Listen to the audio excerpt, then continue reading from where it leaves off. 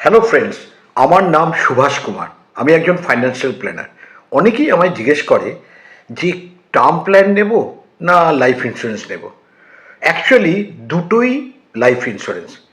Term plan সেই প্ল্যানটা যেটাতে আপনাকে অনেক কম প্রিমিয়ামে অনেক বেশি সাম অ্যাসিওর থাকে, এবং আপনার যদি কোনো বিপদ ঘটে, মানে কোনো দুর্ভাগ্যজনিত কারণে আপনার যদি মৃত্যু হয়, তাহলে আপনার নমিনি সেই সাম অ্যাসিওর পুরো অ্যামাউন্টটা পাবে।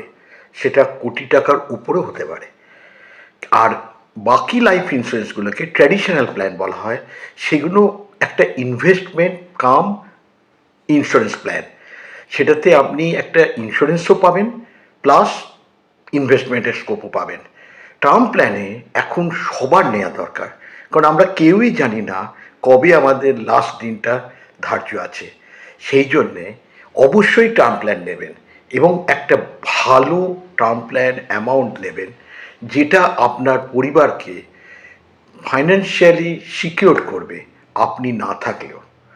এবং ট্র্যাডিশনাল প্ল্যানগুলো খুব ভালো, এবং সেগুলোতে আপনি এমনি নর্মাল ইনভেস্টমেন্টে যে সুযোগটা পান না, সেই টার্মের মধ্যে যদি আপনার কোনো বিপদ ঘটে, তাহলে কিন্তু সাম অ্যাসিওরটা সেই অটোমেটিক্যালি আপনার ইনভেস্টমেন্টের সময়ও আপনি অবশ্যই এই অপশানগুলো ভাববেন যে আমি ট্র্যাডিশনাল প্ল্যান ইন্স্যুরেন্সের নিলে সেটা হয়তো অনেক আদার ইনভেস্টমেন্টের থেকে অনেক বেশি সেফ অ্যান্ড সিকিউর রাখবে আপনার পরিবারকে।